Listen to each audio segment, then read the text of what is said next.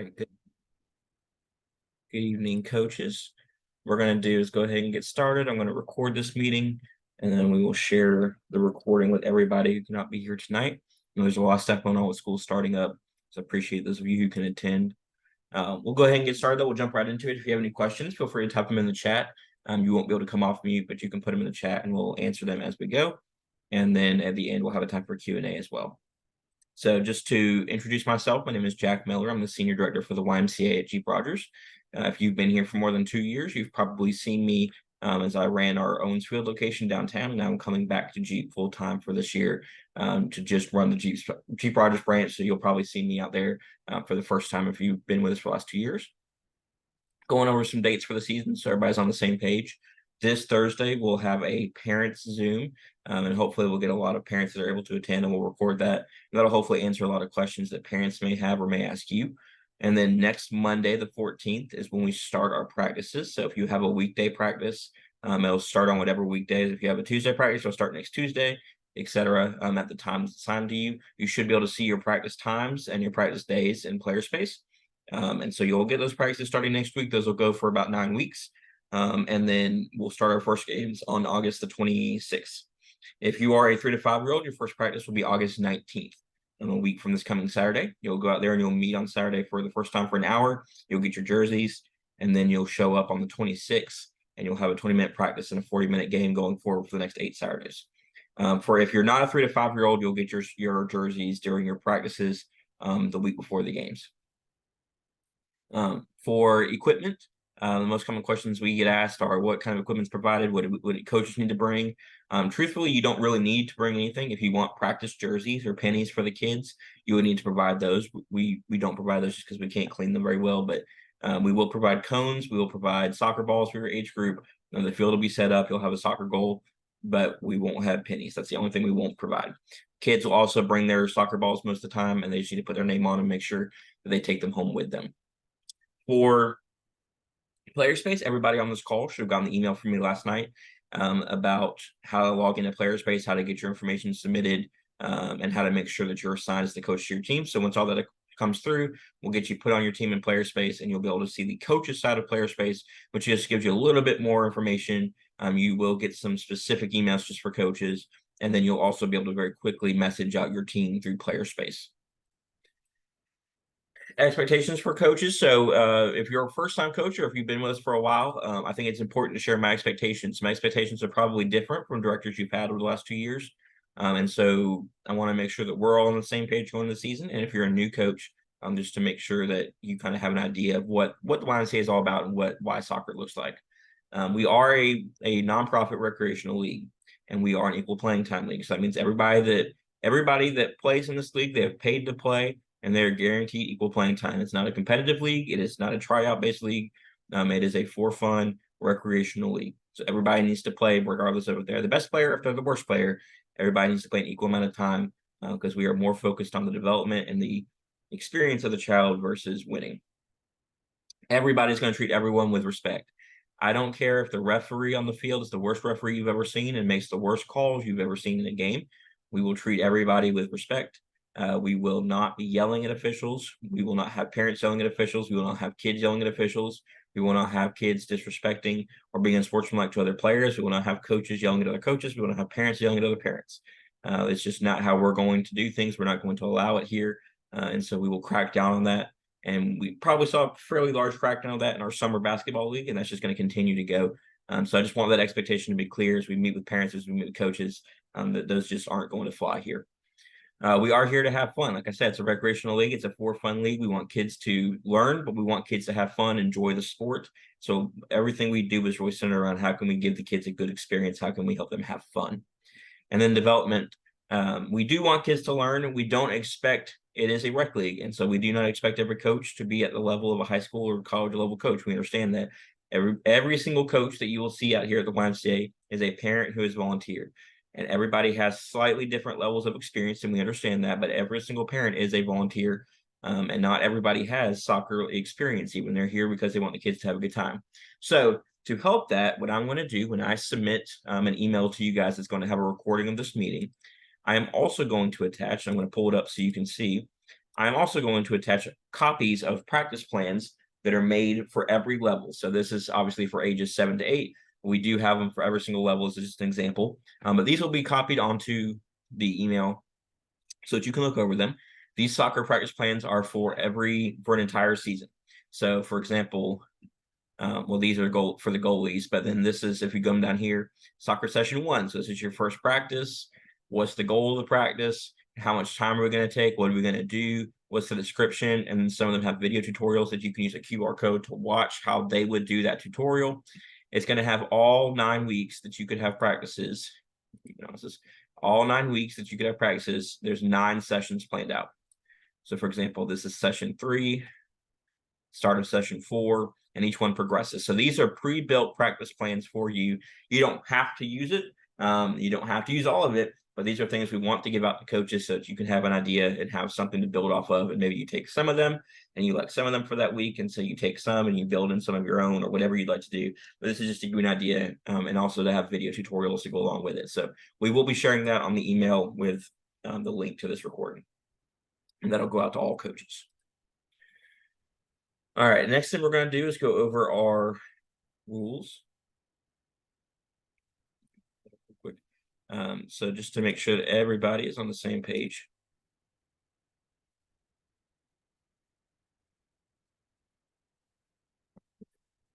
All right, everybody should see now this is the Columbia YMCA rules.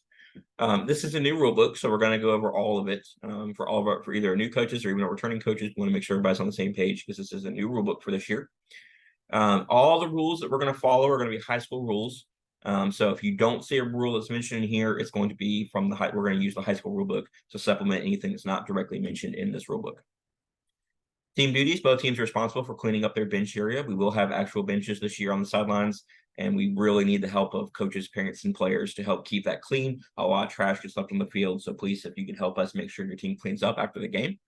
Both the coaches will occupy one sideline, so this is slightly different from years past, and so just to clarify, both teams will be on the same sideline. One team will be on one half of their sideline, the other team will be on the other half of the sideline, split where the halfway line is. So one team on one side, one team on the other. Parents will sit on the opposite sideline. So this is a little more consistent with what a traditional soccer game would look like. It's also to help keep teams on one sideline so the referees are only looking one way. And when we're looking to coaches, when we're looking for communication, we're looking for subs, we're not looking both ways. We're looking at one side of the field. And so that's how we're going to run things for this season. And then please, if we're going to ask parents refrain from coming onto the team sideline or sitting too close. We want the kids and the coaches to be there and the coaches to be able to focus on the game. So we'll ask parents to not sit directly around the bench area. During the game, you can have a maximum of 3 coaches on the sideline, and the 3 to 7-year-olds, we do allow teams or a coach on the field. So one coach on the field for both. They just need to not interfere with the play, but we understand it's developmental. We need kids to be able to learn. We need coaches to be able to help in their development. For the 3 to 5-year-olds, we won't have any referees on the field, so the coaches act as that official. They act as the facilitator for that game. And the 8-year-olds and up, coaches must be on the sideline. They may not be on the field at all, and we will not allow coaches to be around the goal area. So just to define, we didn't really have that in the rules before, and it caused some confusion. So just to define it, coaches may not be around the goal area for their team. Neither can parents. Nobody can be around the goal for the 8 and ups. 6 and 7s, we understand. Sometimes you need that parent there to help put the ball down, understand when a goal kick is, so we will allow it for the 6 to 7-year-olds. We don't keep official scores or game scores or records. Unsportsmanlike conduct is not tolerated. If you were asked to leave and you refuse, we will suspend the play on the field until that spectator or coach or player leaves. Any player, coach, or spectator who is ejected will suffer 1 game suspension at minimum and will be on probation for the remainder of the season. If the atmosphere of the game feels unsafe, those unsafe values are not being adhered, we, the referees, the staff members, can end the game.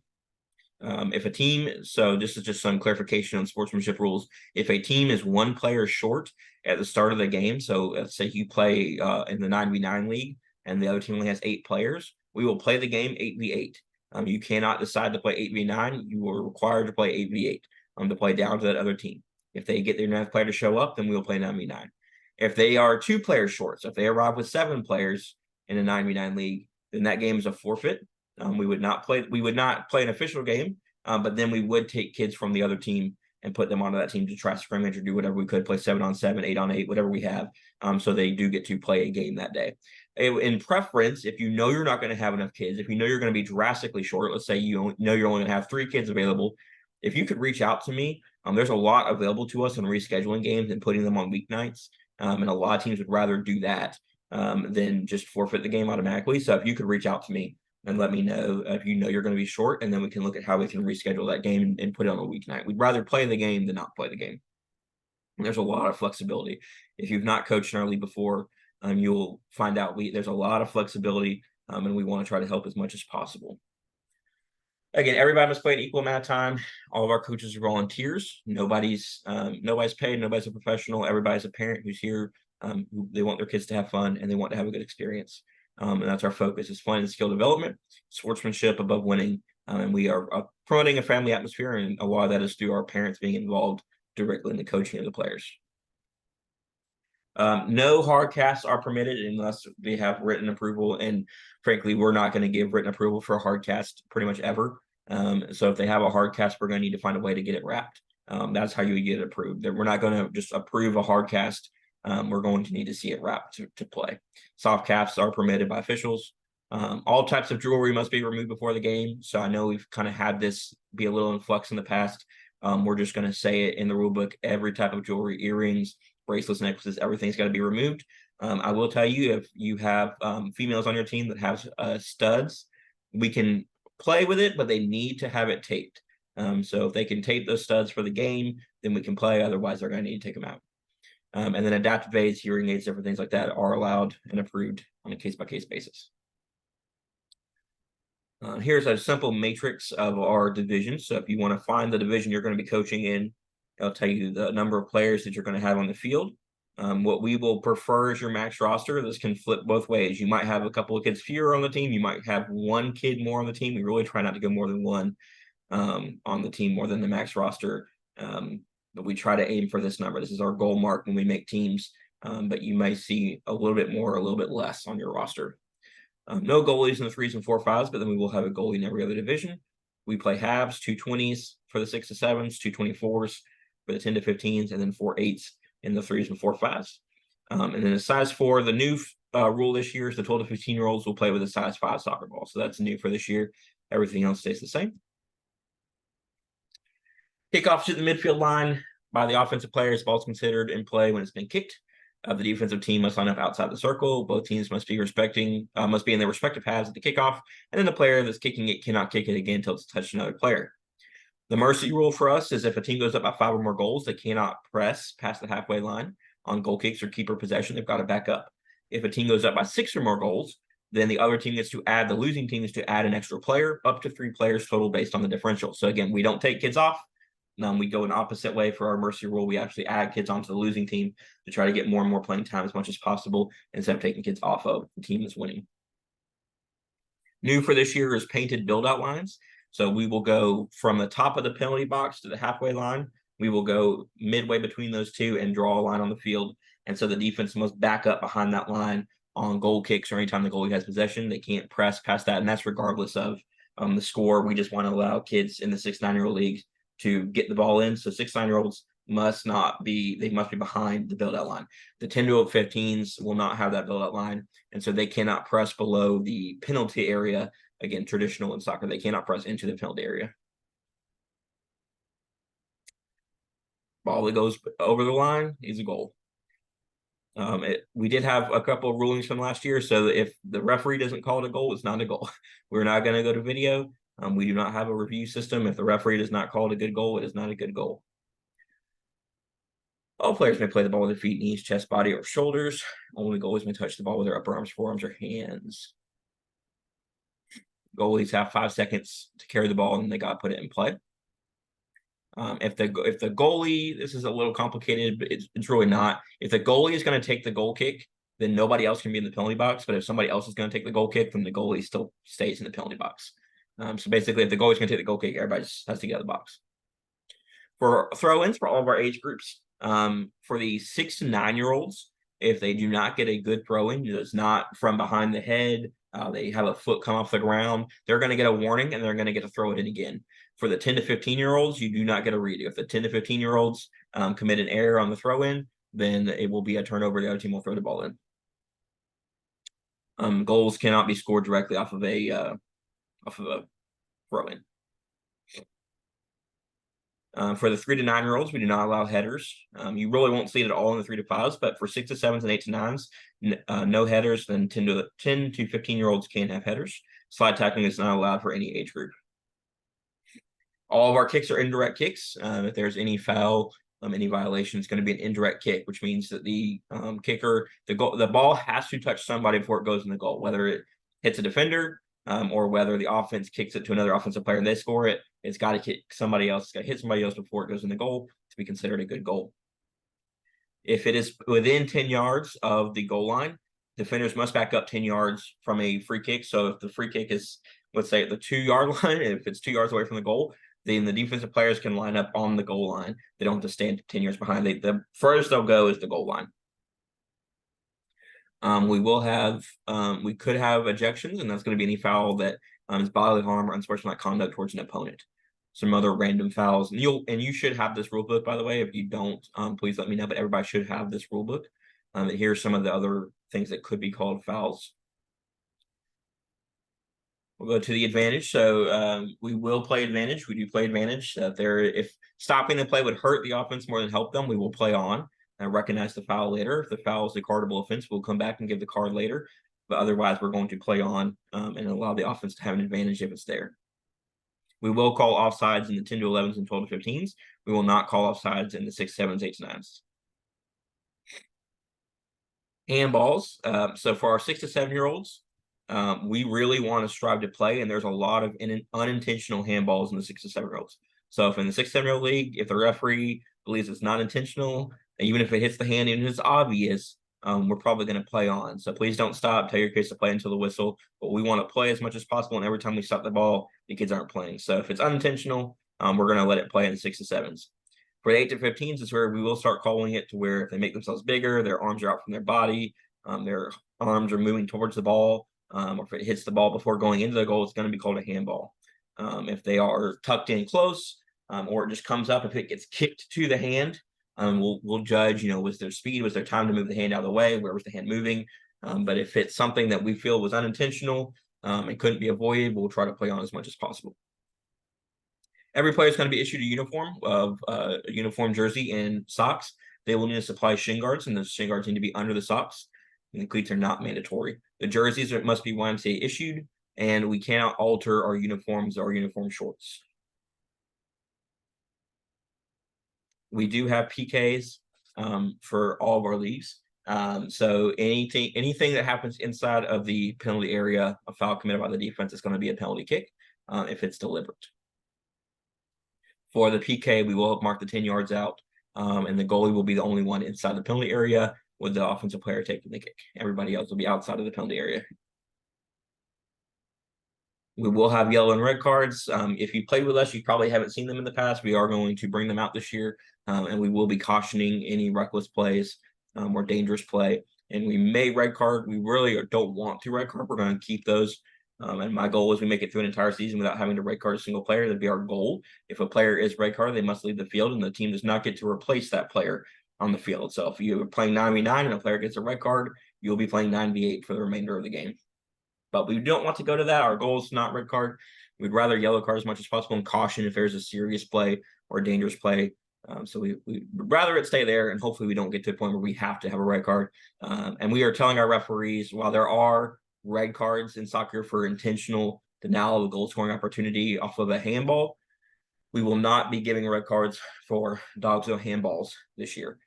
So even if it's intentional, they put their hand up and they deny a goal with their hand, while normally that would be a red card, we will have that be a yellow card this year, just so we don't, it's hard to judge intent, and we'd rather keep kids playing. So if it's not dangerous play or physical bodily harm, we will really resort from giving red cards out. The referees are the sole judge on the field. For the 6 to 9 year olds, there'll be one. For the 10 to 15s, we will do 2 referees as much as we are able. And then the referees have complete control of the game. If you think a referee is in the wrong, you can, go to them, talk to them. We don't want parents talking to the referees. We want coaches talking to the referees in a respectful manner. But please do not come to me and ask me to change a call. I'm going to uphold the referee's calls on the field. We will look at it after the game and see if they missed a rule, or we can have a coaching moment. but I will not step on the field and overturn a ruling of a referee. They're in complete control of the game when they're on the field. All players must play 50% of the game. If a player is sick or injured, just make sure if they're sitting on the bench, the referee needs to know if they're not playing. And we prefer if a player is not going to play because they're sick or something's wrong, that, well, if they prefer them not sit on the bench, but if they're going to be on the bench, the referee needs to know that they are not a legal sub. They're not going to be playing. For the 3 to 5-year-olds, sub in and out whenever you want to. It's really up to you guys. It's about the player's experience, and so you're going to know when best to get players in and out. For the 6 to 9s, every 5 minutes, the referees will stop the game and call your players in. For the 10, and you can make subs every 5 minutes there. For the 10 to 15s, it'll be free substitutions anytime on a throw in, goal kick, after a goal is scored, or anytime we have a halftime break. All right, that is the rundown of our rules. And that is all that we have to talk about. So I know it's a small amount of people. It's not everybody here tonight, but I appreciate, thank you for being here. Everything was recorded. So what we're going to do for the next couple of minutes, if you have a question, type it in the chat. We will answer them, or I will answer them. And then if nobody has anything else, we will end the meeting. You all have my email. You all should have the rule book. You all should have gotten an email of how to sign up for PlayerSpace. You will have to sign up for a PlayerSpace to follow that link, sign up as a coach, fill out all your information. You will then get assigned your team as a coach. Most of you can probably see your team as a parent right now. You will see it as a coach when all your stuff goes through. And then once the season starts, we have all of our coaches placed. We've got you all in PlayerSpace. We will go back in and issue the 50% refunds per player, per team, for those of you who are coaching this year. We're excited to bring that benefit to coaches starting with spring or fall soccer. Any questions?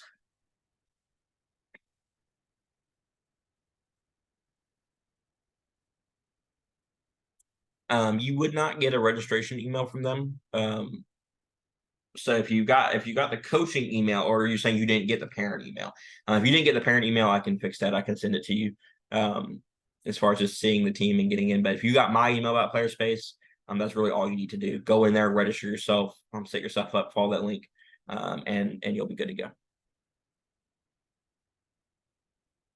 And if you're on the coaching side, you'll see everything that a parent sees, and plus more.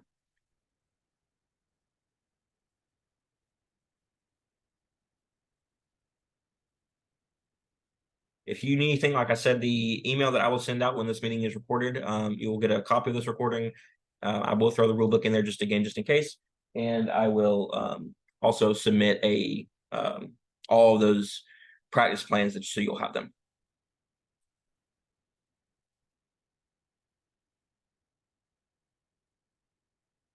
So it's just whenever it goes through, Scott. I'm not sure 100%. It'll be whenever your stuff goes through, then I'll assign you to the team. It should be by, if you've done everything and you filled everything out, it should be pretty soon. It normally takes 48 hours.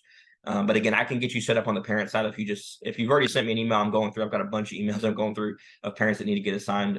But if you need to send me an email again, I can check it to make sure you can at least see the parent side at the very least. And then Eric, I would say the practice plans, I'm not sure if they have specifically header safety. Again, I've maybe seen it twice in the last 2 years. Have I seen a player head the ball? It typically is more out of opportunity where the ball comes up in the air and they decide to try for it versus an actual play where they're going for the header. There are some YouTube videos that you can look up about how to train. A lot of times what I do is literally just have them stand about 5 yards apart from each other and underhand soft toss the ball to each other, while the other player focuses on that stepping forward and using the front of our head. We don't want to head with the top of our head. We want to head literally with our forehead, and heading the ball to their teammate. And that soft toss, that way it's not coming in fast. They're able to kind of get used to, how do I head the ball? How do you use my head? That's typically how I do it against. We don't really need to train how to use your head on a corner, because frankly, I've never seen it. I've never seen a ball get off the ground on a corner. So it's something that can happen. They're allowed to head it, but will it happen? Maybe, if we're lucky.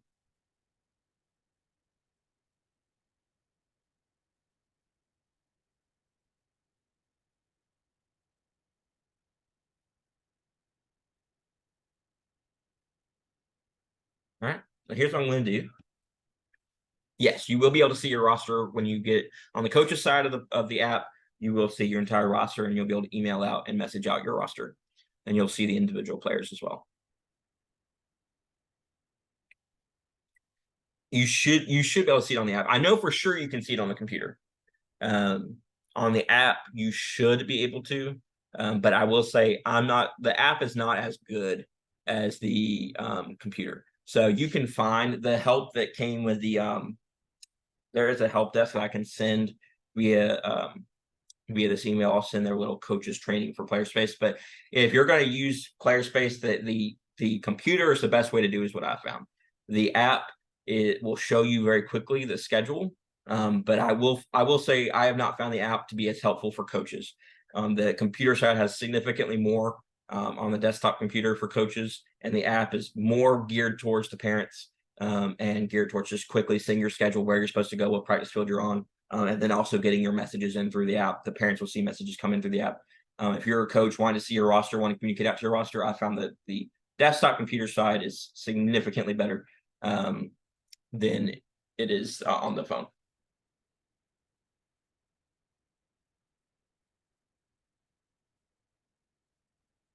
All right, here's what I'm going to do.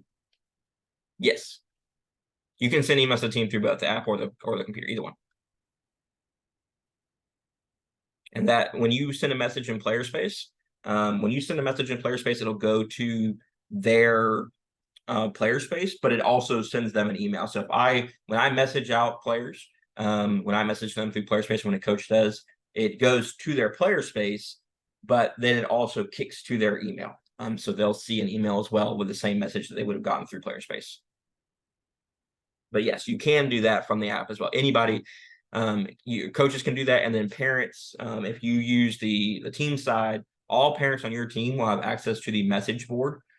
So there's a general kind of like Facebook style message board for every team, and so parents can go in and say, "Hey, when are we playing this week?" or "Hey, does anybody need to bring snacks, etc." And that's just a general message board for the team that everybody will be able to see, and that's something you can do through the app or online.